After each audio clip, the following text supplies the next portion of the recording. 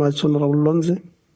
No, thank you very much, Chair. Thank you to the Vice Chancellor, the Registrar, the University, the SRC, and the Institutional Forum. I'm happy the Higher Education Department is here, Chair, because a lot of these issues, I think it's also a failure of the department to be able to assist our public institutions in being able to resolve the issues on campus. I'm saying this, Chair, because as we speak, President, the University of Cape Town is also on a shutdown.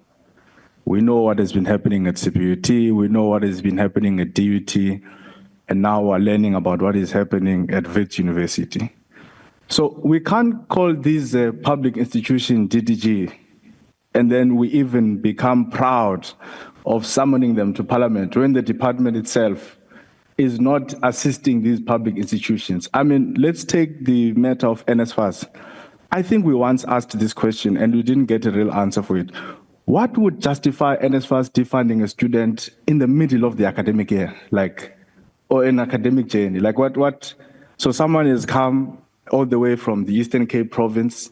They've made their way through a bus, through trains, they arrive in Johannesburg for the first time ever in their lives. They've never left the province of Eastern Cape or Limpopo. They get to Johannesburg, they register at WITS University, they get accommodation, they begin their classes, they do 4 courses or whatever first semester, and then boom, in June, NFSAS defines them. What is the justification of that? I mean, what does the department have to say about that type of practice? And then again, we'll go back. I'm not absolving the universities, don't get me wrong, but I do think that there are certain instances who are being failed by the Department of Higher Education and Training in its inability to ensure that its institutions are held accountable and they're able to serve our universities and students. At the part of the universities, I just have a few questions. How many students are currently unregistered as a result of fee blocks? Because there are a lot of numbers that are going around and we want to get a much clearer understanding of that. And then I wonder if the institution considers, when we used to debate this issue of fee blocks, Honorable Karabo, remember, you've got academically deserving students. So there's a difference between an academic exclusion and a financial exclusion. You genuinely have students who are doing very well in the academics. And because of the issues like the ones we just mentioned of the National Student Financial Aid Scheme, losing bursaries, parents get retrenched, and many other socio-economic reasons that would lead someone to not being able to fulfill a commitment that they had made prior. But this person is doing well academically, they are not failing, they are passing. I wonder if the institution itself now, let's put the department aside, can't find it in you to say that, why would we want to stop this person from continuing with their studies? Because they are likely to finish on record time.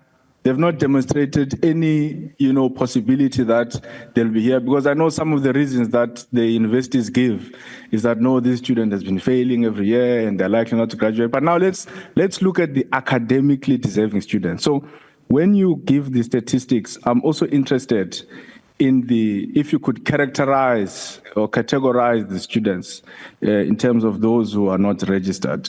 And then what are your plans for perhaps let me start by this, because the SRC makes a claim that there are beds which are available.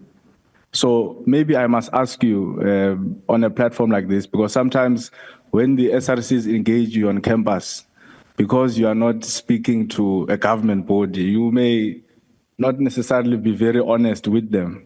But I want to believe that at least to Parliament, you'll be able to give us correct statistics. Are the beds that are available in the university? And if the beds are there, Prof, why are we not putting students in the accommodations? Because you could even develop a system. I mean, you guys can play around with the words, but just by sitting here listening to the SRC, one would think of, you could even develop some form of a transitory student accommodation program to say that whilst we wait for the incompetent National Student Financial Aid Scheme to send us a funding list, we've got these students who are here in lecture theaters, they are here sleeping in the SRC offices. Can we have a transit, and it becomes university policy that every year we've got a set of beds. That's part of planning, because this is something that you discuss late in the year for the following year, that we know that roughly in January we have this number of students. Can we develop a transit system to say that for 1, 2, or 3 months, whilst we wait to finalize the registration processes, we're not going to make these people sleep under a bridge because they don't have the funding? And then lastly, on the application fee, Prof, you are a scientist. I am not convinced that charging more than 100,000 people 100 Rand, you are doing that simply because, I think you charge 100 Rand, you are doing that because you want to pay the people who are doing the application processes. Yes, there could be some expense, but again, you are a scientist. I'm sure you've got technology within the university. I'm sure you can develop systems that can automate some of these things that don't necessarily need human capital. I am simply not persuaded that you need to charge application fees for so many students when you cannot even admit all of them. Yeah. So please speak to that when you come in. Thank you very much. Thank you very much, Honorable Lonzi. Actually, the beds, the university on slide 51, they've said they do have 300 beds available. So it was not a claim from the student, it's what they have. Honorable Low. No, thank you very much, Chair. Let me welcome the presentation and also welcome the submission of the debate members. I think what becomes much more critical is that we don't take kind on the letter you've written to us with regard to telling us that we must tell you what you want to forward, doing our oversight here. If indeed there was everything correct, you are going to have students not protesting and having hunger strikes and wanting to resolve to their issues.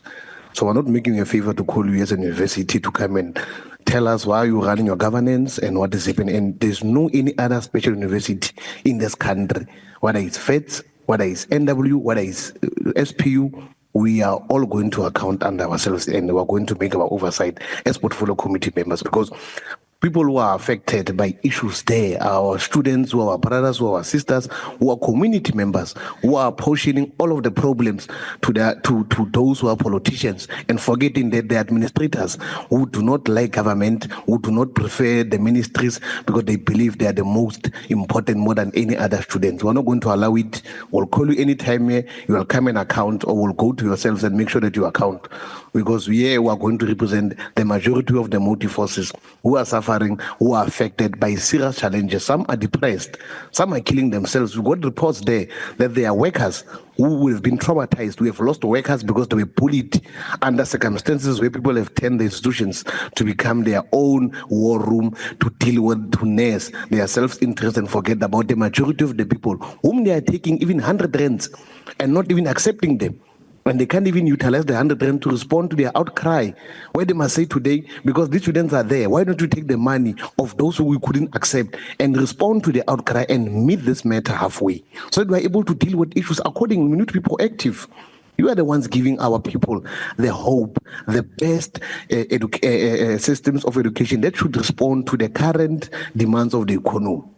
So we're not going to accept that. Next time you send us that letter, we'll make sure that we go to you, do oversight, and assist you and deal with all the issues that you are faced with. Now, today we are sitting here with you. There's a strike of students here. And students, which students? Majority of the students who are black. The motive forces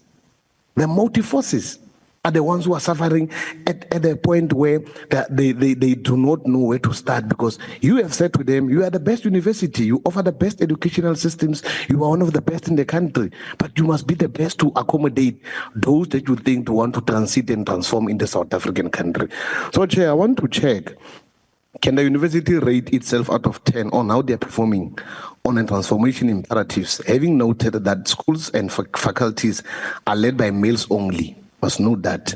And this university not producing quality PhD female, are they not producing quality female who can take the academic project forward at faculties? I'm raising all of this because in the recent years, the University of Witwatersrand has made significant strides towards the inclusivity and diversity. Now, I want to check the current question. What is the current breakdown of heads of schools by nationality, gender, and race at WITS? How does this compare to the overall demographics of the student body and the university missions to transformation? Are there any specific faculties where the underrepresentation is more pronounced? What factors contributed to these factors? Let me go to the SRC. The SRC effectively highlights the significant financial barriers faced by the students, particularly those in the missing middle. This demographic often finds itself in a precarious situation where they do not qualify for government. How does the university plan to address the financial challenges faced by the middle class? What specific initiatives will be introduced to provide them with the necessary support? The call for comprehensive policy and transformation is crucial. And current financial aid policies do not adequately cater to the diverse needs of the students, particularly regarding the debt thresholds that prevent academic registration. What steps will the university take to advocate for policies reforms regarding financial inclusion thresholds? Will the university collaborate with student organizations to push for these changes? Already we are seeing a gap in between yourself, your management, your students, and your unions. Go back, work on your integration of making sure that all issues raised there are going to amalgamate and raise issues into one. And where there are challenges, they should be objectively, not subjectively, because others are above the others and others are employers and others will suffer the consequences of being victimized or patronaged.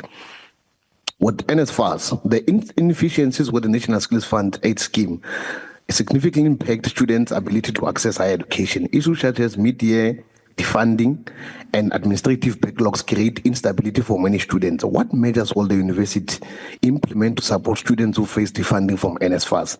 And how can the university assist the students in the security alternative funding? The other question, Chair, the report emphasizes the intrinsic link between financial stability and mental health. The need for expanded mental health services is clear, especially as students face pressures from financial insecurities and academic demands. In light of the increasing mental health challenges among students, what specific plans does the university have to enhance mental health support services? Will there be any additional funding allocated for this purpose? Curriculum relevancy and your transformation as WITS University. The SRC on curriculum decolonization is essential for creating an inclusive educational environment. One, a curriculum that reflects diverse perspective and can significantly enhance student engagement and success. How does the university intend to implement the proposed curriculum changes? What timelines can the students expect from the introduction of these new initiatives? I want to go to unions, and then before I go to unions, I want to go to housing challenges. The report that we got from the SRC on housing insecurity highlights a significant challenges for many students, their safety, affordability. I want to ask the specific questions. What specific strategies will the university implement to increase the availability of affordable student housing? Will there be regulations in place to protect students from exploiting by landlords? The last one, Chair, too, given the 60.8% the university employees are affiliated with unions, how does WITS management plan to enhance communication and collaboration with these unions to ensure that the voices of workers are adequately represented in the decision-making process? Do you have a labor forum?